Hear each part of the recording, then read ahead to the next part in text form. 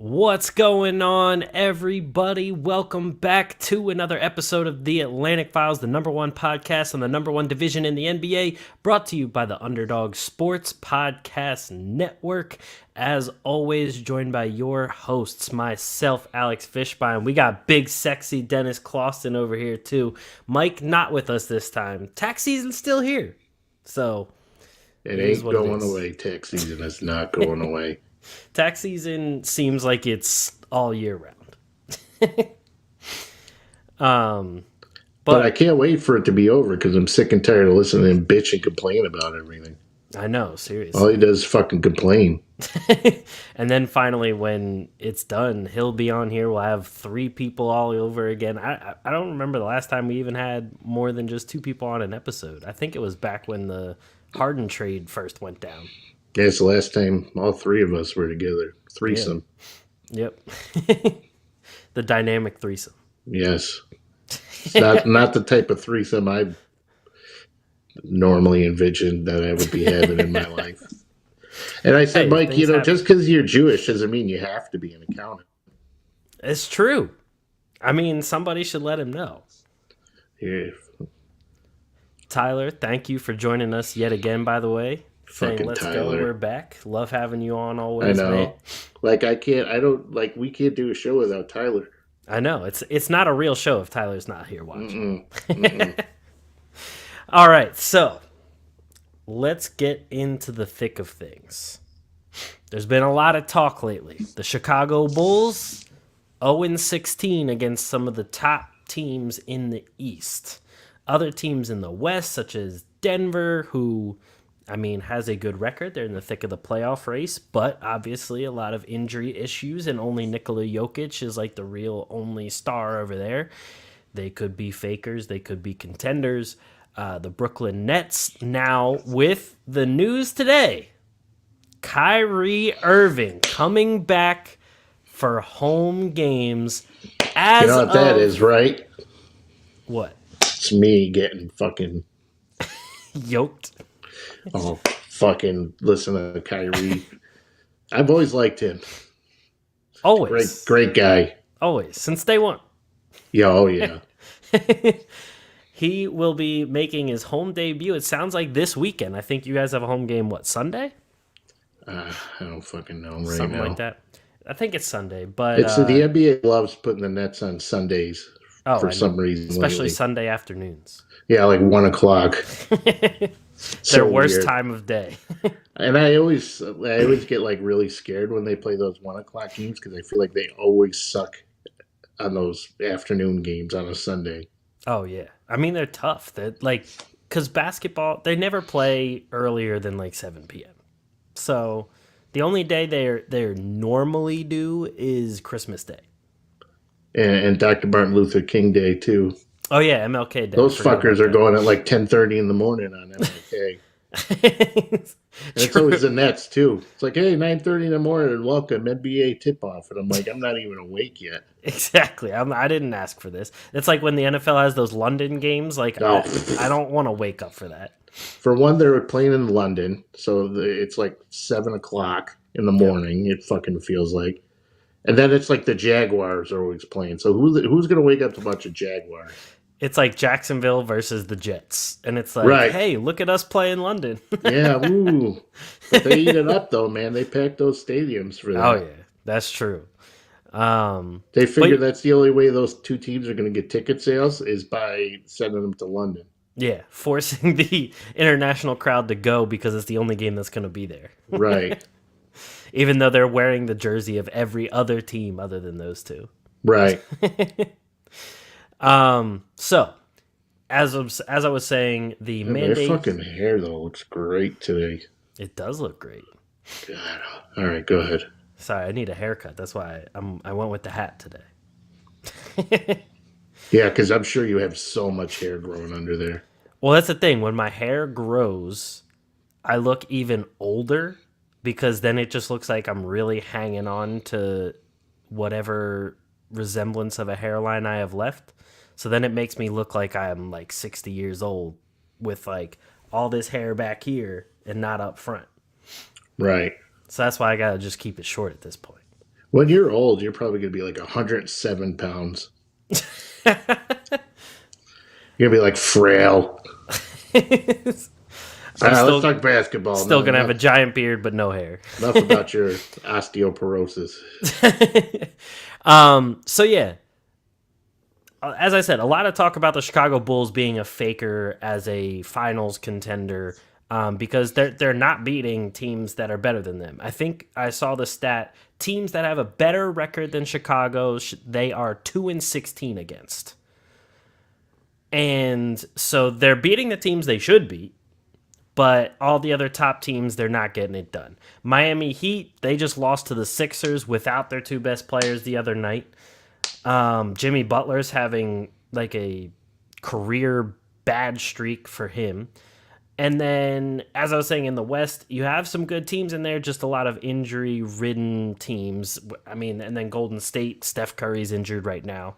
So, to you, out of the both conferences, who are the true finals contenders, and who do you think are the biggest fakers? This is so tough. I'm still not high on the Celtics. I know Okay. everybody's going crazy for the Celtics. I'm just not convinced yet. They are moving up the standings, of course, but I'm not convinced yet that they're anything special. Mm-hmm. I've never been high on the Heat, especially because of Jimmy Butler. I've never been a huge Jimmy Butler guy just because he's the epitome of street clothes. And Kyle Lowry, he plays well, but the Heat are lucky that they're just so deep, excuse me, that they have guys who can step up to the plate. Bam's playing, he always plays well. He's pretty consistent other than that long stretch that he was out. I think if Van Vliet can get back into the mix for Toronto's what the fuck? Excuse me. It's all good. Shit.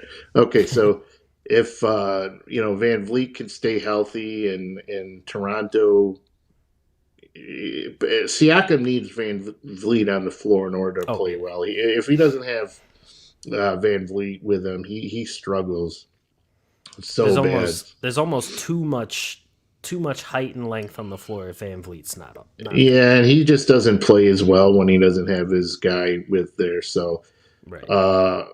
Brooklyn, man, with Kyrie, Brooklyn's starting to look good. Bruce Brown's playing well, so they can make some noise. Definitely, I mean they're scratching and clawing to get out of that play-in spot. Which who the hell knows if that's going to happen? But if they can get their shit together and get into a 6 seed or something, they're a team that could definitely make some noise. And of course, right now I still think the Bucks are the best team in the Eastern Conference.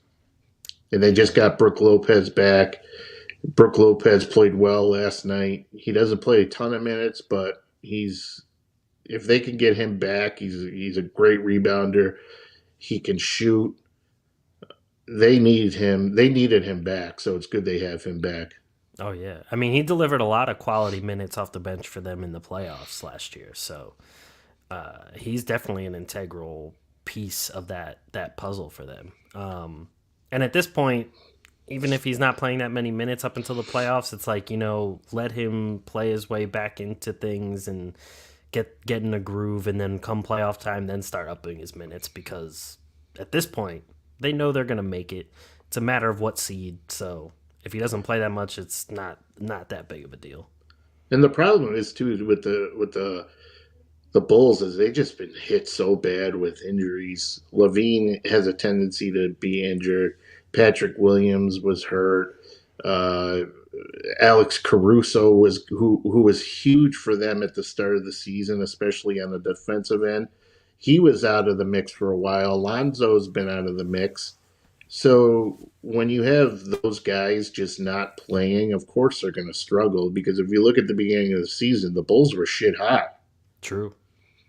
And they got hit with some pretty massive injuries. Lonzo might not even be back this season, and that's huge for them because Lonzo Ball is you know how high I've been on Lonzo Ball. Oh yeah, I mean the team looked a whole lot better with him on the floor. So. Mm-hmm.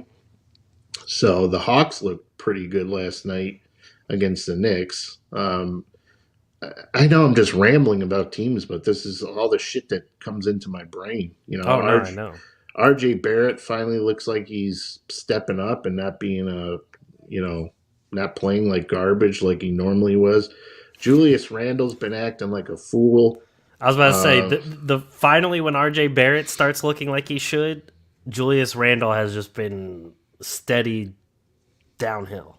I mean, I stick up for Julius Randle too, but I expect more out of him too from a maturity standpoint. The other night against Utah, Yep. he got into a little tiff with is it tiff or tiffed? Who cares? Who cares? I like kerfuffle. He got into a kerfuffle, with Rudy Gobert, and Rudy Gobert was like, "Hey, man, like I know your boy Rudy Gobert, still, but he was just acting like a complete idiot. The game's over, and he's got people holding him back and stuff. That's not how you act, especially for a guy who was so closely associated with Kobe, and when they were out in LA, Kobe was kind of trying to show him the ropes, and Randall in his first season in New York was playing well, and now that's looking like a Christian Wood contract right now. Yeah, I mean, with Julius Randle, it's just like, and the thing is, he still has games where he looks like he did last season. Like he still has plenty of games that he looks great in, but it almost is like the like spark isn't there anymore. He's not as excited. He's not as like New York against the world. He's just kind of like, all right, let's do this. Like, let's just go through the motions now. And the whole thing with Gobert is he like pushed his arm aside. Like, okay, cool. What did that get you? Right. Yeah, he looks frustrated. It's uncalled for how he was acting. Like, I'm all for guys like fighting and stuff. Well, I love that. Yeah. But he just looked like an idiot, like pushing past people, and you don't do that stuff. And tip, here we go again. Thibodeau looks like a defeated man. I saw him. He had his press conference. I watch all these night games. I'm all up by myself, just watching. It's depressing. And then I got even more depressed because I'm watching Tibbs' press conference, and he's wearing his mask. And he's breathing all heavy into it. He's breathing harder than you would hear me breathe on the last couple of podcasts we've had. And he was like sweating, and like you couldn't understand things that were coming out of his mouth because he was like talking like that. And I'm like, and his voice is already super raspy. And he's already pissed off. He's like, yes, we get it. And I'm like, what the I had to turn it off because I was starting to have trouble breathing because he was having trouble breathing through his mask. And I'm like, you're not even close to anybody for one, so why do you have the fucking mask on to begin with? Right. You know what I mean? Most coaches and stuff and players on the post-game press conferences don't have it on anymore. Doc Rivers has his around his neck all the time for some reason, but never puts it on. I'm like, why even have it? Well, did he have COVID anyways? Yeah, he did. All right, so he don't care. Yeah, exactly. Ty Lue's the only guy who could get away with wearing a mask, I think. Probably. Because he's a dork anyway, so you're like... And Steve Kerr. Yeah, if Steve Kerr could get... Steve Kerr's all woke, so, I mean, it works for him.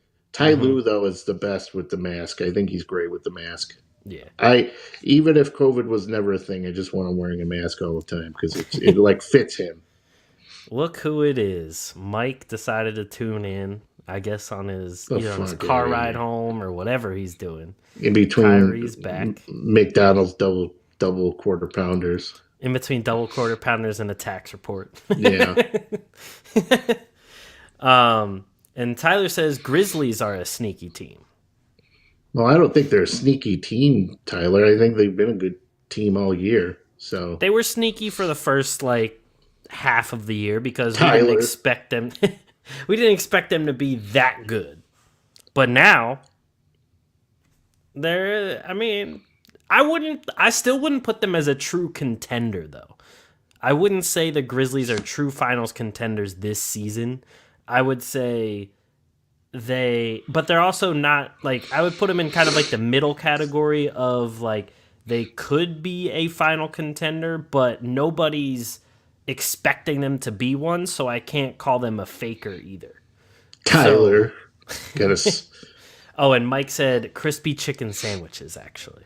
Yeah, he likes those. And what's worse, though, is he'll call me eating those things. And you'll hear him like, he has no shame when it comes to his eating. You ever make a McGangbang? No, because as I'm getting older, if I eat shit like that, man, I'm going to be... Those used to be my go-to. Well, yeah, but I mean, I'm getting up there. I got to start being more mindful of my health. And I'll have heartburn for 4 days if I eat something like that. Is it like chicken nut, or it's like a chicken sandwich sandwiched in between something? Double cheeseburger. I'm pretending like I don't know. I know what it is. I was about to say, I was like, you sounded like you knew it. I'm like, wait, I'm trying to make it seem like I'm not fat. But I really know what it is. Of course I know what it is. Oh, of course. But they were actually offering it, too, on the menu. It's an actual menu item now? Yeah, I don't know if they called it the McGangbang. Probably not. Probably not in today's atmosphere, at least. They were releasing some, like, secret hidden menu thing that, the kids like to do secret food items. Right. Like, my daughter, I take her to Starbucks, and she orders shit that's not even on the menu, and they make it because that's what they're doing at McDonald's, except it's not secret because they're advertising it. Right. Wawa used to have a little secret menu. Bruh, I ate the pretzels at Wawa. You could walk up to the counter and they got like pretzels, like the big pretzels. Mm-hmm. I'm fucking loading up on those things. Oh, they're great. I spend half of my life earnings at Wawa. See, I don't have a Wawa near me. I have 3 within a mile of me. For real? Dead serious. You're going to look like me soon. There's literally one in walking distance right across the street. I'm still driving over there. Oh, I drive too, but that's how close it is for me. And I already like their coffee, so I get all the food there too. And like I said, I was there so much that I knew there was a secret menu. Like on the order screen, there's a little Wawa logo in the bottom left. You hit it, and it opens up a secret menu. No shit. Yeah. You learned something. Mike says the cheese-filled pretzels are goated. I agree. Those cream cheese-filled pretzels. Oh yeah. What does goated mean? Greatest of all time. Yeah, but I've never heard it said like goated. Yeah, it's a thing the kids are saying these days. I have no clue. I hate all the kids. Look, we like to talk about interesting things, Tyler. Fucking sorry, Tyler. Mike says the peach iced tea, that's also a good one. The warm chocolate chip cookies, also good. Cheddar, not cream. That's where I'm going to disagree with you. The cream cheese filled pretzels are better than the cheddar. Tyler comes here to hear some quality NBA analysis, and next thing you know, we're talking about Domino's, Wawa. All right, so let's get back to basketball. No, so my thing with the Grizzlies, though, is we said before the start of the year, and, it all had to do with Jaren Jackson, right? A lot of it has to do with Jaren Jackson. Jaren Jackson has actually stayed healthy. Yes. Which has been huge for them. I still wasn't a big Valanciunas swap for Steven Adams, but Steven Adams has actually been playing pretty well. And Desmond Bane has actually been, like, not only has he played well, but he looks like a really good player. Mm-hmm. They've even gotten quality minutes out of like guys like John Conchar, or however you pronounce his name. Yeah, every once in a while he just comes out of nowhere, and next thing you know, Conchar has like fucking 30 points, and you're like, yeah. Oh, he is on the team still. and then Melton has stayed healthy for the most part. And then they have a secret weapon too, because when Ja Morant goes down, which he gets injured fairly more so than a lot of players, Morant will do something at some point in the season. He's always guaranteed to do something to where he's going to be out for the rest of the year, but then comes back like 4 weeks later. Yep. But they have Tyus Jones, And Tyus Yes. Jones is one of the best, arguably one of the best backup point guards in the entire league. Like he could be starting anywhere, and when Morant goes down, they can just put in Tyus Jones, and he's shit hot. Not And just then that, they Kyle Anderson is quality. Dylan Even Brooks, Brandon Clark. Tillman, like they got all these guys who they get a pretty good team. So Yeah. I don't see why not. I mean, the Grizzlies, if Morant's playing like at an MVP level, everybody's rock hard when they talk about him. So like, yeah, like they could definitely do something. I'm not, you know what? I'm not convinced about any of these fucking teams anymore because I'll come on here today and I'll be like, yeah, the Suns are shit hot, and the next thing you know, Chris Paul breaks his thumb. The Warriors looked great, and now they suck. Yeah. And like it's like look at Wiggins. Wiggins was playing well, and now he's not doing anything. Like so, yeah. And then Steph Curry being out doesn't help. Yeah, Steph Curry is like huge to them. Yeah. The Nuggets, Michael Malone. I don't see my Eastern Conference Coach of the Year pick coming to fruition, but Hmm. at least Michael Malone looks like there's a chance that this guy's going to be Western Conference Coach of the Year, and he's playing on a team. You know, Jokic. When you're talking about MVP caliber guys, like in my opinion, they should just split the award between Jokic and Embiid because they both are playing on teams that don't really have anybody, Right. and they're still competitive because Exactly. of how well they're playing. And even in the big games, like when, you know, either James Harden doesn't show up or he doesn't even play, Embiid still carries the team. And then in terms of Denver, like who's gonna pop off other than Jokic on that team? It's like sometimes Bones Highland. Don't get me wrong, he's a great player in and of himself. Um, but like without Jamal Murray and without Michael Porter Jr., I mean, it's literally just a skeleton of a team plus Jokic. Well, when they started the season, they had Michael Porter Jr. Who, well, he was expected to like take this next step, and I thought he would, and he will as long as he stays healthy. But he's got that fucking back thing That's that always tricky. that caused him to slide in the draft. So they kind of got him. They actually got like a steal because he was Oh yeah. projected to be the first overall pick for a long time until that back thing started up. And didn't they get him at Jamal, like 15 or like something like that? 14, 15, some shit Yeah. like that. And then the next thing you know, like he's out. Jamal Murray, hurt his knee. So there's your two guys, like two of your teams. Hey dog, hey, you see the dog in the background.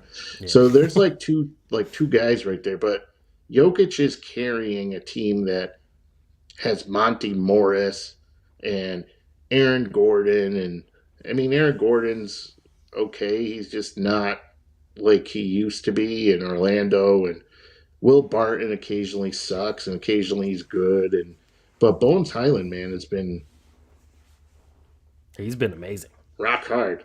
Yeah. I I mean, tried to he's incorporate like a boner joke in there. it got close. Yeah, you know, Now, if I had to list the teams that I thought were like the true contenders, like the only ones that I said that I could see winning a championship right now, it would be Phoenix, Golden State, Milwaukee, and then that fourth one is an issue to me just because I would have said Brooklyn at the beginning of the season and before up until Kevin Durant got hurt. And now that Kyrie's back for home games, I want to say Brooklyn again. However, they're going to have to go through a harder path to get there. Not that, I mean, it's Brooklyn. They have a bunch of great players, and it still might not be that difficult for them. But they do have to face a more difficult path. yeah, I but they're go ahead. I'm sorry, honey. I was just gonna You know, say I wouldn't put the Sixers up in the top four of the true contenders, especially because the moment James Harden has a terrible game, which we saw against Toronto, which we saw against Brooklyn, the whole team falls apart. And especially when you don't have any depth anymore, that's never going to work out well if James Harden isn't doing well. And then with Chicago, I like Chicago, but again, every time they play a top team in the East, they seem to just never play as good as they can, or it just comes down to the fact that like they have too many important pieces hurt. And if Lonzo's not playing in the playoffs, my trust in them goes way down. And then the other teams like Denver, I just don't think Jokic is great, but I don't think he can carry them all the way to the finals against all those teams in the West. Memphis, like I said, I think they're very good. However, their experience, to me, is what puts them as a not true contender. So I guess that fourth true contender to me would probably still be Brooklyn, even though I have a little bit of reservations about how that difficult of a path they need to go through. Like if they have to go through the play-in game, that's going to be rough. Not that they can't do it, but it's going to be rough. Yeah, but the thing about Brooklyn right now too is that like we're forgetting that Ben Simmons could be back. Well, they said now he has like a herniated disc in his back. Just play. It's but in all seriousness, if Ben Simmons, right, like Ben Simmons is like poised to be like in the perfect role for him, which is just going to be like we don't want you scoring anymore. Just play defense and let Kyrie and KD handle the scoring.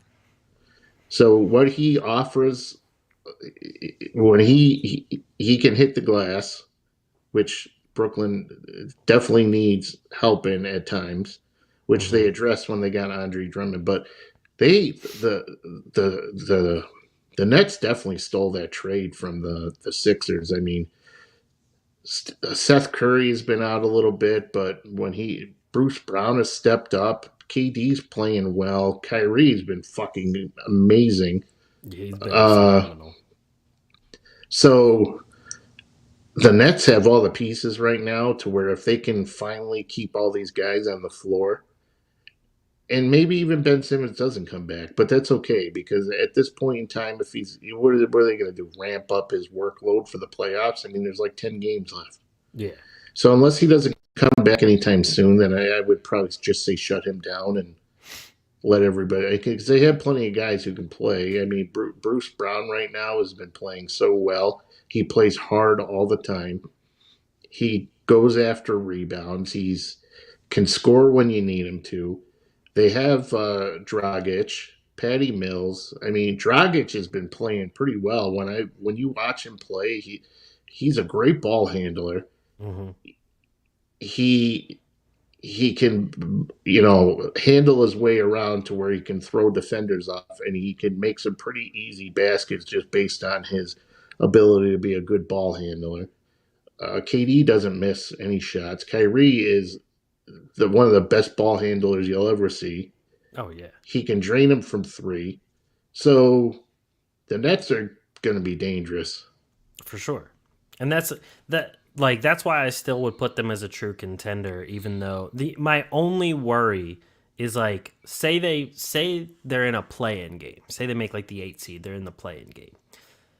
The bad thing about being an 8 or 9 seed in the play-in is that other team that you face could have the best game of their season.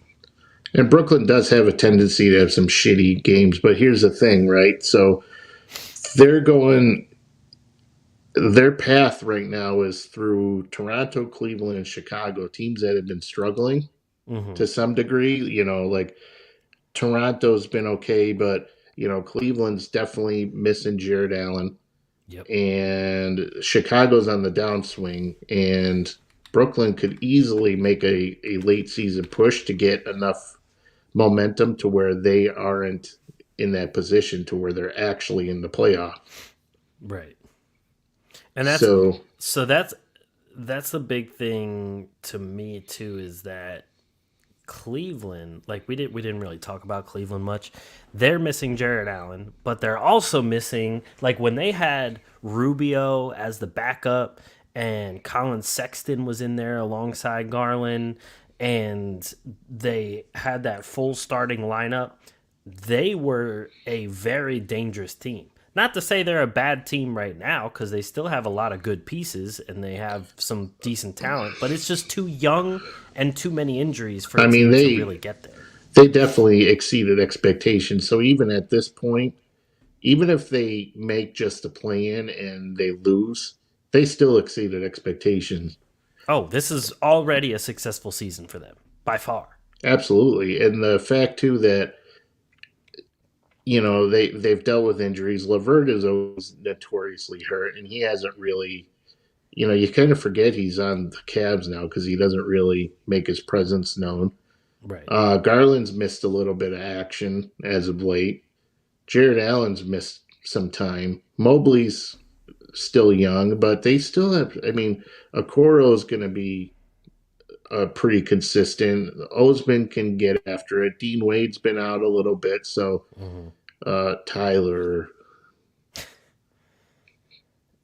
I mean, the Cavs will be really good next year, especially if they make some moves for some of the guys that aren't really contributing all that much. I mean, I will even say guys like Lamar Stevens. I mean, he's been pretty good. Yeah, they have all these they're not a bad team. No, they have some. They actually have some pretty good depth. It's to me, they just need another star. Like I don't. Colin Sexton is very good, but if I was Cleveland, I probably would try and trade Colin Sexton for another star to go alongside Garland and Mobley. Well, they Like were a star wing player instead of a star point guard. Well, they were talking about getting rid of him. So I mean, I don't think. I mean, there's a good chance that Sexton's not on the floor in Cleveland next season. True. But yeah, so yeah, I don't see them as like super contenders this season. And I mean, the Suns are playing well, and they don't even have Chris Paul, and they're still playing well. That's because they have guys like Jay Crowder and Ayton, and Cameron Payne is another one of those guys who's one of the best backups in the league. And they had fucking Torrey Craig came out of nowhere and played well for them the other day, and Cameron Johnson has been out, but Bridges, and they have a good team. Mm-hmm. No, I completely agree. And then to shore up the East, we didn't say much about the Celtics. I mean, I know you said you don't really trust them. I think they definitely can get past the first round, and I think they have a good shot at making the Eastern Conference Finals, depending on who their matchups are. If the playoffs started today, they play the Bulls in the first round. I think they beat the Bulls.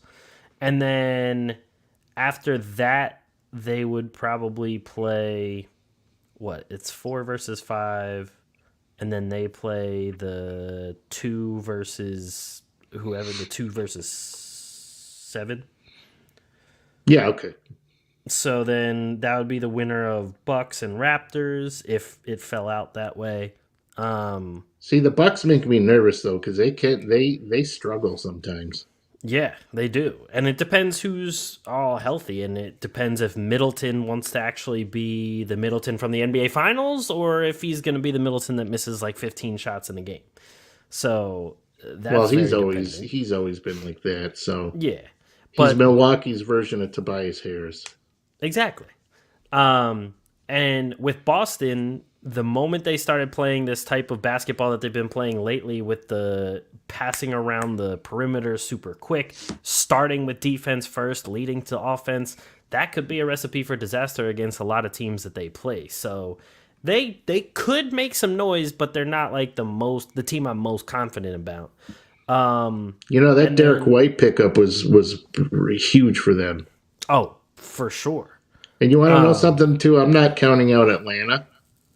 I was just about to say that. Atlanta's right there at the bottom of the play-in. They can definitely get past Charlotte, too, to move up a spot. The only worry for me with them is I feel like they need John Collins to actually do something in the playoffs. I don't think they need John Collins. I just think they need to move the ball around. When I was watching the Knicks, them against the Knicks last night, Trae Young is one of the best players in the league. They got to move the ball around, though, because they had 19 assists in the first half, and then coming out into the second half, that when they stop moving the ball around, because their whole offense is just predicated on shooting, Right. giving it to guys like Bogdanovich, Huerter. Like, these guys could shoot. Trae Young could shoot. And if they're not moving the ball around trying to work as a team, then that's where they get into problems. So they got into little issues against the Knicks, and then ultimately they got it together. Right. But they're still, they got Gallinari, who can play well when he's not hurt every other game, but Okongwu gives them some quality Mike's minutes. boy and Capella, and so they're not. DeLon Wright filled in for Trae Young a couple games ago, and he's pretty capable player. So true. Yeah, yeah. I wouldn't count them out either to make some noise. The Hornets, they're This good. show should just be called Dennis and Alex just fucking naming every player on every team. I mean, I would say, especially in the East, it's Because I'm like, closer than it's ever been. Dang, he could play well, and Lou Williams is there. Let's not forget about him. True. I'll just name every player on every team. What the fuck? Who cares? Going back real quick to the West, we talked about Phoenix, Memphis, Golden State, stuff like that.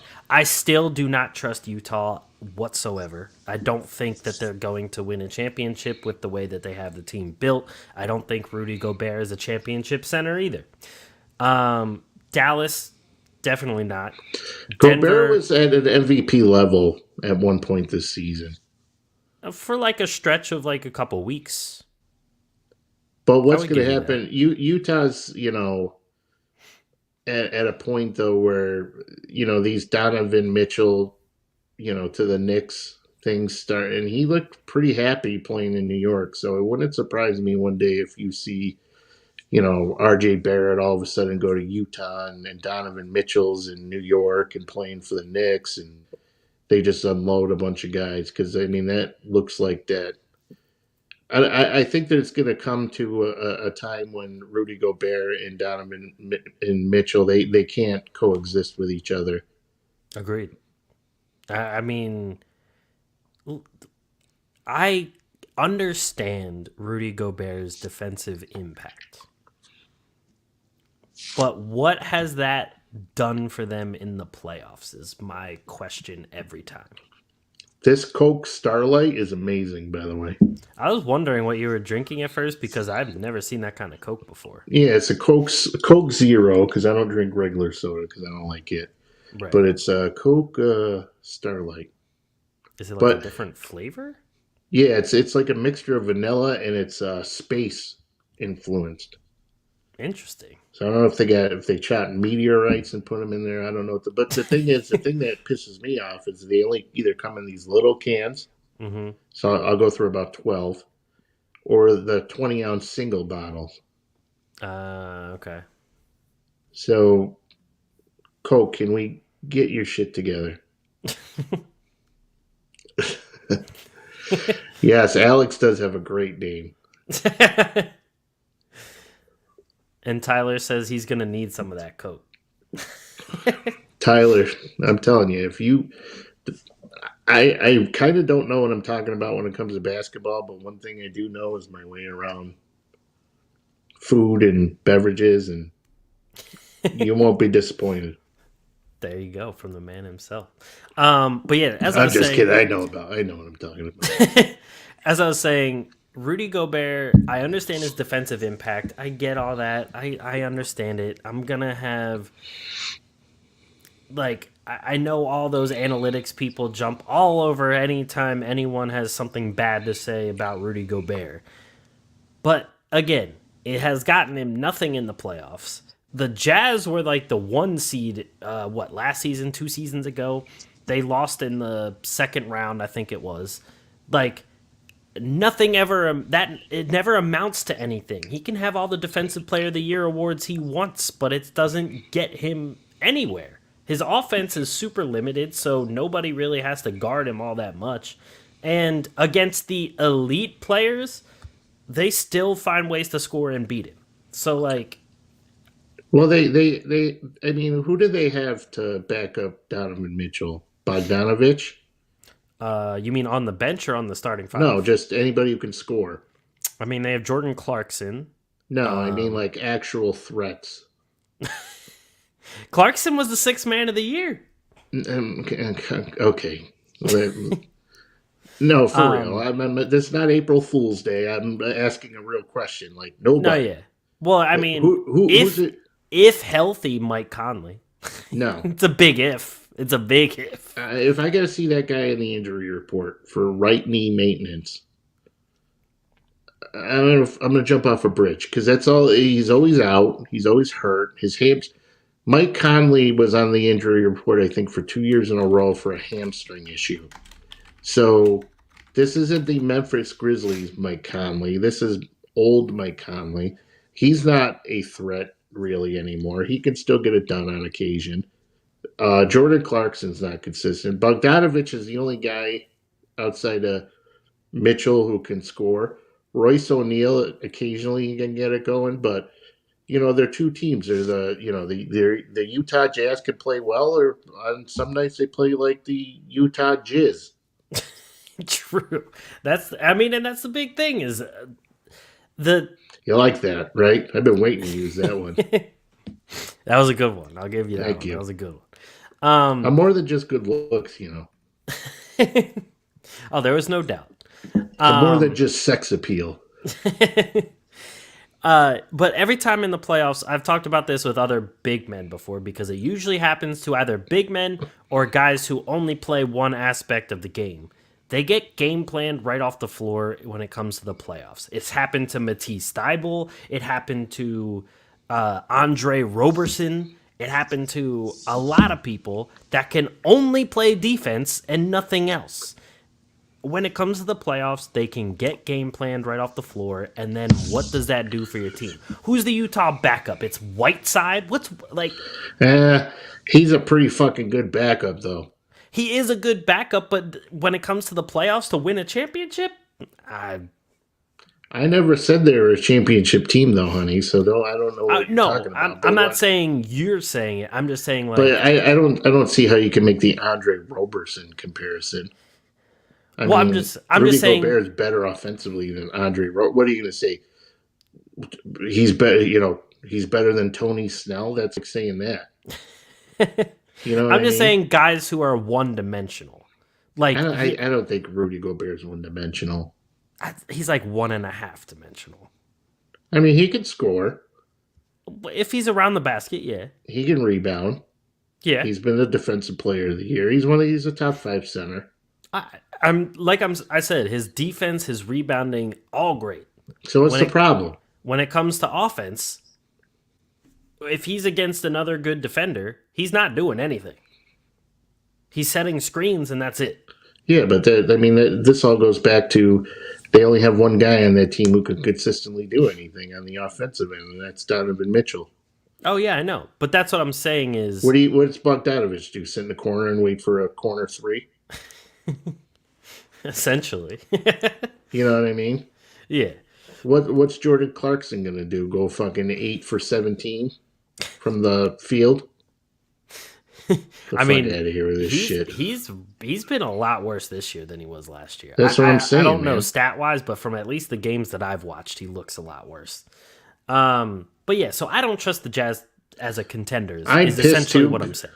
I'm pissed too because every time I put Jordan Clarkson in a DFS lineup, he sucks. Oh, there's a couple guys in DFS now that I've just stopped using because every time I put them in, they're terrible. And then when I don't play them, he goes off. Yep. That's why you just got to stop altogether because there's no way they just keep that play forever. What do you stop DFS? No. Stop playing that one guy. I know, but I did that with, RJ Barrett was another one of those guys. I'd have him in a lineup, and then he sucks. And then last night was the only night when I've actually used RJ Barrett to where he actually did something. Okay, there you go. So, but all right, to finally finish up this topic, the rest of the West, the Mavericks, I don't trust. The Nuggets, unless they're fully healthy, I don't trust. The Timberwolves, finally going to make the playoffs again. They're in the 7th seed.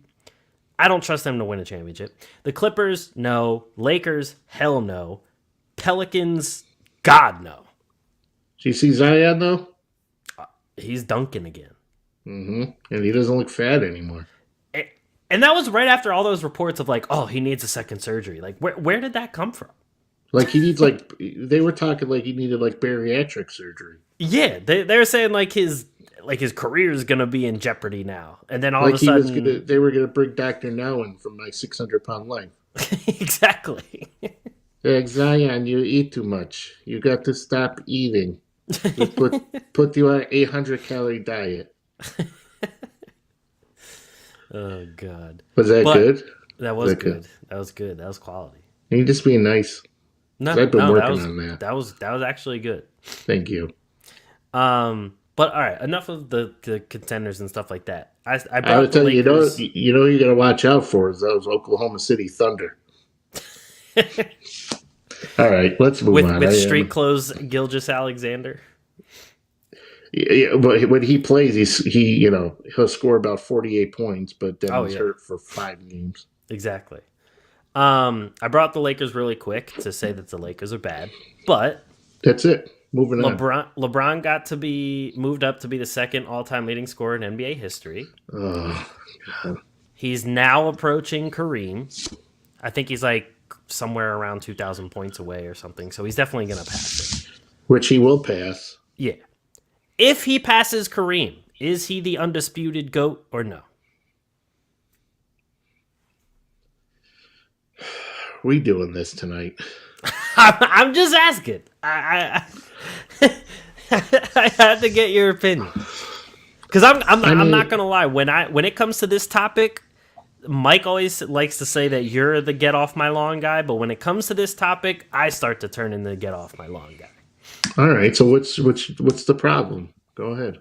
I'm saying even if he becomes the leading scorer in NBA history, I still think he's not the undisputed GOAT. I personally would still put Michael Jordan there. Well, that's because you're intelligent. Who does Mike say? I don't know who Mike says. We'll have to ask him. No, but here's the thing, right? Like from a statistical standpoint, LeBron is going to be maybe the best player of all time. But we're not talking about. I mean, when we're talking about best player of all time, I think we got to talk more than just statistics. We got to talk about legacy and impact on the game and all these other things. You know what I mean? Like, he still doesn't have as many MVP awards as Jordan. He doesn't have as many final MVPs as Jordan. Or rings. He doesn't. Jordan's way better defensively. LeBron's a better passer.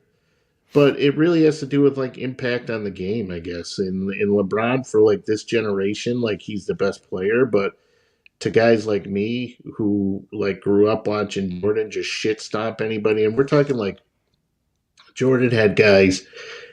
He had Pippen, right, and then he had Kukoc. He had Rodman. Rodman was past his prime, but he was still good. He had fucking Will Perdue as his center, and Bill Cartwright, and so.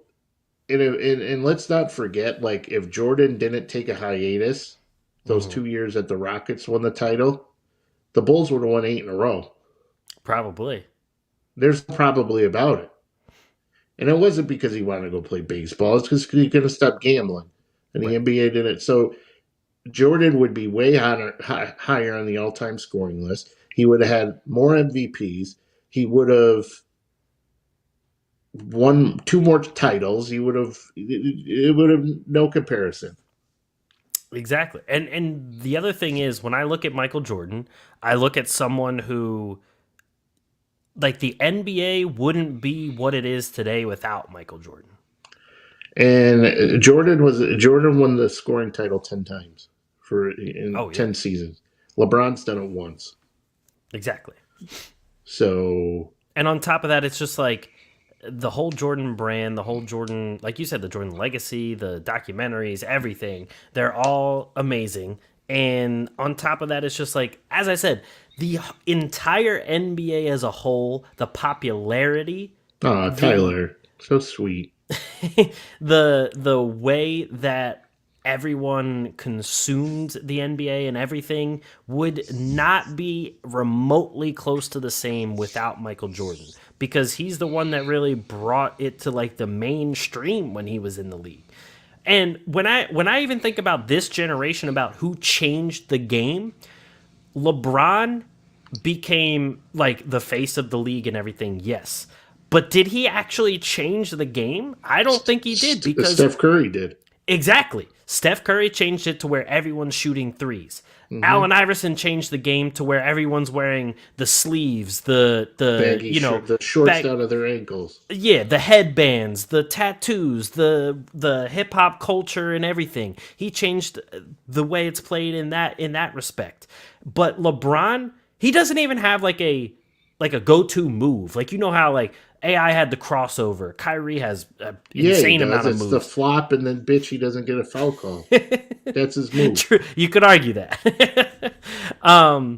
But like, he doesn't, his thing is being so freakishly athletic and so freakishly just like a freak of nature that like he was bound to be dominant. Nobody can replicate that. Nobody Yeah. can just say like, "Oh, let me just go gain 200 pounds of muscle and I'll be LeBron." One thing I will get, and I don't want to shit on LeBron because I don't like him personally, but I'm not going to discredit the fact that he's a great player, and we're never going to see anything like that again. The guy is as durable as fuck. He for a long time back in his younger days, he didn't miss time. He takes care of his body. He changes games. Like, he's as good as it gets, right? But I'm still not gonna, like, Jordan like was playing golf and gambling to 5 o'clock in the morning, and he was still like shit stomping everybody. You know what I mean? So, and honestly, I'm not even gonna put like LeBron ahead of Kobe, because I think Kobe's just a different guy. Like, you're not going to ever see anything like that again. Agreed. And Kobe was just tough and nasty, and he didn't care who liked him, and he was just out. He worked his ass off all the time. And to me, I think Kobe is just a better player than LeBron is, in my opinion. Agreed. And that's the thing. When it comes to Jordan and Kobe, I don't see anyone coming like into that type of player ever again. And with LeBron, probably not either, but you have somebody like Giannis, whose biggest thing was sheer size and athleticism, and that allowed them to dominate, and then they added on top of their game. But when it comes to LeBron, like you said, I'm not trying to sit here and say he's one of the worst players to ever play the game or anything. Like, he's up in the discussion easily. If he's not in the greatest of all time discussion, then those people don't know basketball. Like, he's definitely in there. But to me, when you come down to split the hairs of who's the best of the best of the best, I just can't put him up there over guys like Michael Jordan or Kobe or whoever it may be like that. There's never been a more dominant athlete in the world, outside of guys like Tom Brady.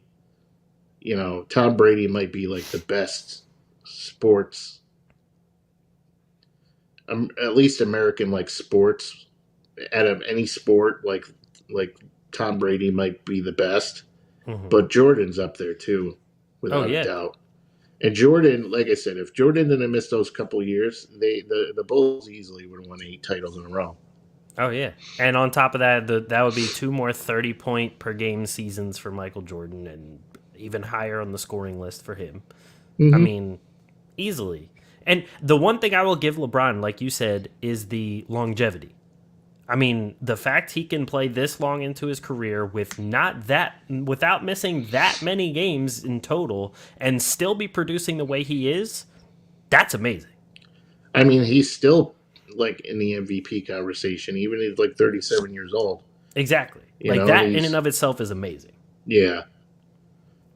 But he's not better than Michael Jordan. Yeah, no, I still wouldn't put him up there. At least we agree. We always agree on stuff. True. Now I'm really curious to see what Mike would say. So one of the other topics. At Rutgers? Anybody play at Rutgers? Quincy Doobie. All right, so Quincy Doobie. Exactly. Jamal Crawford officially retired. I mean, he didn't retire already. He was trying to get back on a team, but he officially announced that he's not trying to pursue any teams or come back at all. He had a cool career. I loved watching Jamal Crawford play. He was a fun player to watch. But wish him all the best in retirement. Good luck, Jamal Crawford. Yeah, if you're watching, that'd be cool. If you're watching, thank you. So when I was a kid, I said, I want to grow up and be just like Jamal Crawford. Yeah, me too. The last topic of the night. No, he was a good player. I mean, what the fuck? I mean, he's 42. Oh, yeah. He wanted to play, but Yeah, it is what it is. Time is a bitch. It really is. Last topic of the night. Luka Doncic was on JJ Redick's podcast. They asked him if it was easier to score 30 points in the NBA compared to the EuroLeague. He said it was 100% easier. A lot of people obviously took that the wrong way. They're like, well, the NBA is the best players and all this and that. And it's like, yeah, no shit. He wasn't saying anything about that. Exactly. To me, the big takeaways were the rule differences. And he said this a million times. He said this years ago. Yep. I mean, it's like the court's bigger. There's no three in the key. No defensive 3 seconds. Yeah. Yeah, the court's smaller. Fouls are not called as much in general. And the NBA is predicated on offense these days, right? Exactly. Like, so if you look at, the new shot clock rules when they, used to be hits the rim, 24 seconds, resets. Now it's down to 14 seconds. So, of course, they want to get the scoring going. Exactly. I mean, that's what a lot of American sports are predicated on offense to get more viewers. I mean, look at baseball. They're trying to come up with all sorts of things to do to make the action more satisfying, more energetic. The only way you're going to get me to watch baseball is if they have strippers on the field. I mean, the steroid era was pretty fun to watch. Well, yeah, but I mean, you would literally watch it to see if Barry Bonds would hit a home run. Exactly. And then after that, you turn the channel, wait 45 minutes, and then come back to see if he's at bat again. Which they probably, with baseball, he would hit a home run, and then 45 minutes, you would be at the bottom of that inning because it takes forever to sit there and watch a game. Oh, I know. It's hard. I even played it and got bored playing it, let alone watching it. It's just so. I don't know. It's baseball's like the guys who are into baseball are like really into baseball. Yes, and they're old people love diehards. Baseball. Yeah, old people love baseball, and then but I think a lot of the people who like baseball are like analytics people. Like he's batting 360 on a Friday in July when the wind is over 20 miles an hour and he's against a left-handed pitcher. And I'm like, what the fuck? Those are the same ones that say Rudy Gobert's the best center in the league. Right. And LeBron's the greatest. Exactly. So, yeah, the rules are, I mean, and other players have said this before, so it's not like Luka's the only guy to say this, and he wasn't saying anything other than it's harder to score in the EuroLeague. Right. I'm pretty sure both Gasol brothers have said it. I'm pretty sure I think Harden said it. Harden didn't, but I think he, but if the pace in the NBA is ridiculously high. Mm-hmm. In the EuroLeague, it's more defensive, and there's really not a lot of play calling in the NBA that's really going to slow anything down. It's like, okay, here's our play: give the ball to Kyrie Irving, and everybody else just get the fuck out of the way. Exactly. That's your play call, So, yeah. Yeah, I mean, the EuroLeague game is predicated on team play. I feel like we've used that word predicated a lot. We have. For some reason, the word of the day for this episode is predicated. So Brought to you by Wawa and their secret menu. And the McGangbang. And the McGangbang. Oh, my God. Speaking of which, have you ever had the grilled cheeseburger at Sonic, I think it is? You want to know something? I've never been to a Sonic. Really? And I have one a mile away from me, and I've never eaten there. I've never one, even had a like shake. right down the street, too. I've never eaten a shake from Sonic. Oh, the shakes are good. But you know where I go, though? I go to Dairy Queen. I have one of those just a little bit past Sonic.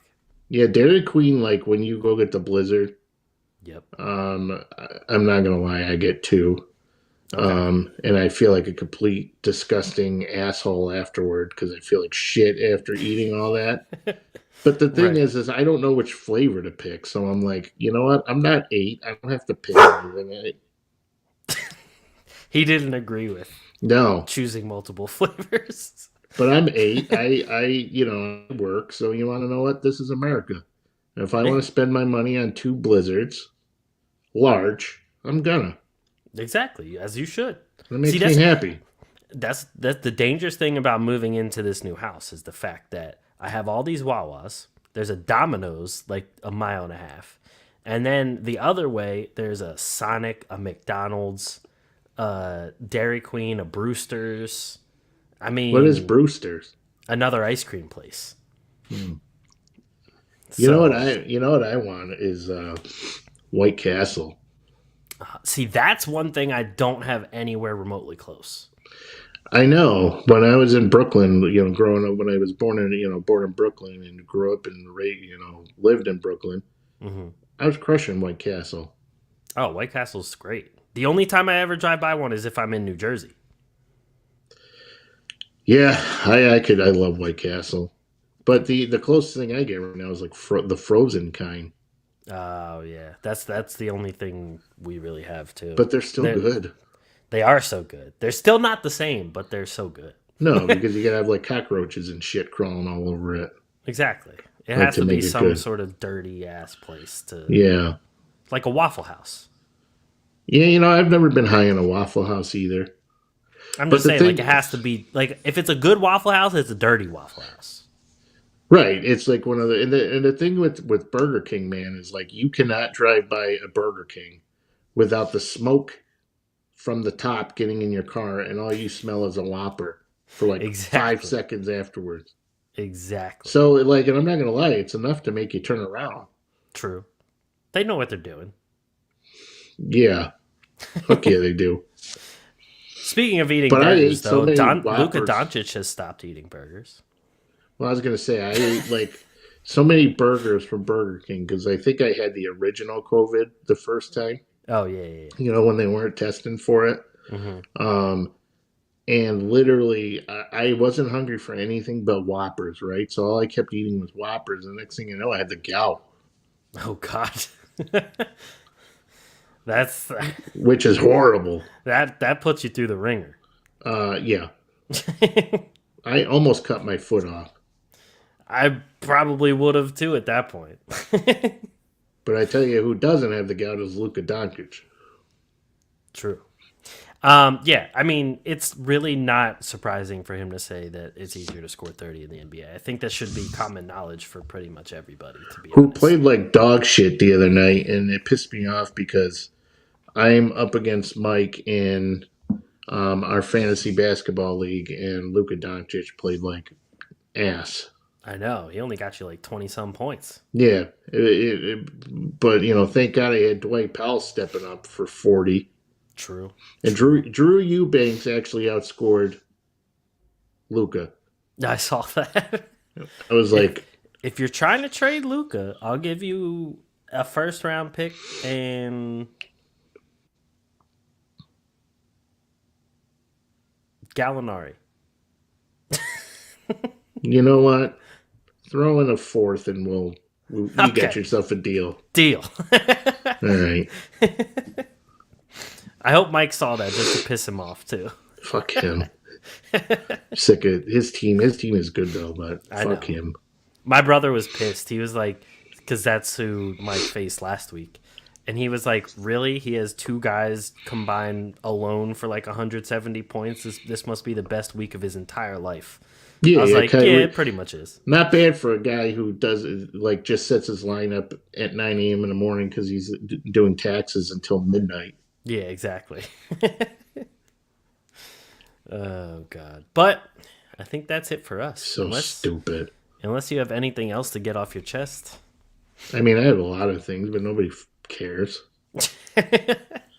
I mean, just my hair is looking fantastic. My beard looks great. Johnny at my barber is amazing.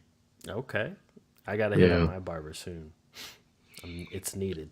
Dude, I got the chair and Johnny, man. Like, he really knows how to touch a guy. I don't know if that's a good thing or not. I don't care. Because I literally go there and I sit in a chair. We talk for 15 minutes and then I'll fall asleep. Next thing I know, I'm waking up with a hot towel on my face. I will say the hot towel after a haircut is underrated. Like I feel like not enough people talk about that, about how good that feels after a haircut. It's the best too because he's like, is that too hot? And I'm like, I want it melting my face off for one. Exactly. But then he gets the straight razor and will straight razor my face. And I'm like, Johnny, I love you. Yep. Like, I want to kiss him by the time I'm done with it because he's like so gentle. He really knows that. No, that's the best part. Yeah. That's definitely. And then he like puts the stuff on my face and like washes my. And I'm like, you're.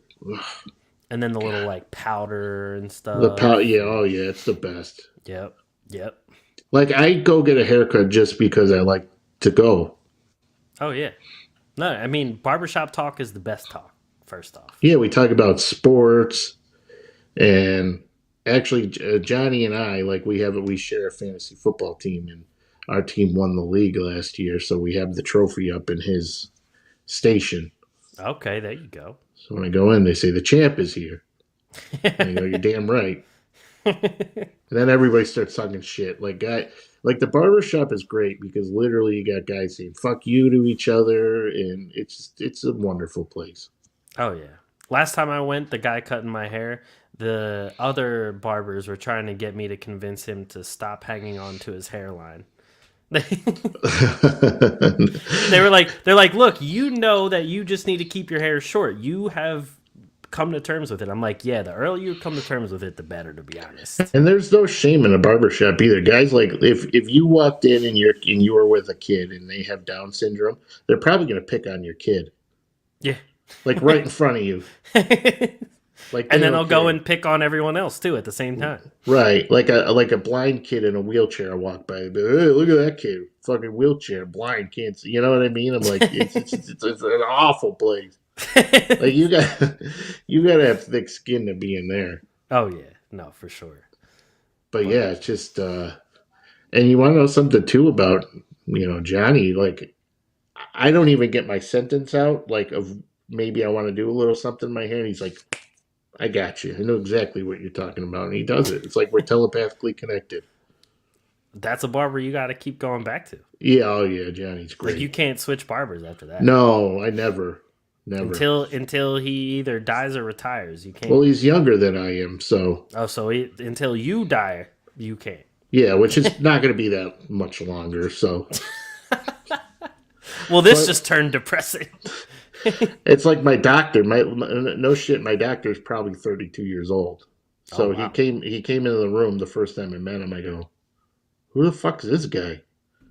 But best doctor I've ever had, and what I like about it too is that I'm probably never going to have to find another doctor. There you go. There's always a plus to it. Yeah, younger is better. Exactly. Because finding a doctor is a pain in the ass. Got to fill out all these forms, and I just want to go in there and be like, listen, the Prozac you gave me last time's not working. And I don't want to explain the whole story. I'm not on Prozac, really, but you know what I mean? Like, the whole thing is like, you got to go in there, you got to sign out a form, and then you got to go in there, you got to tell them your health history. Like, I want somebody to just be like, so, how's the blood pressure meds working? Like, I don't want to explain anything. I will travel back to my doctor that I've had this whole time because I will not share all my history with Crohn's and all that kind of stuff to another doctor to have to go through any of that. I will drive my ass over there. Right. Like you just want to walk in and go, hey, how's the Crohn's going? Yeah. Throwing up lately? Like, what's going on? Like, can you shit? You know what I mean? Like, I want to be like, you feel good? Yeah, I feel good. Do I need any other checkups? Nah, you don't need other checkups. All right, cool. I'll go home and I'll see you in a year. Speaking of that, dude wipes I found these dude wipes with witch hazel medicated. There you go. Might be something you want to consider on those I'll rough check them nights. out. But that's it, folks. That's it for us. Have a great night. Before we sign off, are you a stand-up and wiper or a sit-down wiper? I can't. Don't give me an explanation. Just sit down, or stand up. I'm a stand-up. I am too. That's how we know. Like you and I, we always agree. It's always Mike. That's the. We might not agree because then how do you go about it? Do you reach around through the back or do you go on between the legs? I reach around. Okay, this is where things could get complicated. We'll explain this next week. See you next week. Exactly. Thank you, everyone, for listening and watching another episode of the Atlantic Files, the #1 podcast on the #1 division in the NBA. Where you can hear about wiping your ass. And the #1 podcast about food, because we're better than everyone else. Right. So if you want to learn how to wipe your ass... After eating all the food we talk about. Yeah, after eating Domino's, tune in next week. Thank you guys for listening. Thank you, Tyler. We'll see you next week, too. You better be there. You have to be at every episode now because you've been with everyone since. Exactly. Love you, Tyler. This will be out on everywhere you get your audio podcasts as well, Spotify, Apple, everything. We're on YouTube. We stream here and Facebook, so check us out. Subscribe, drop a like, tell a friend. It helps us out greatly. So thank you, everybody, and we'll catch you guys next week. Peace.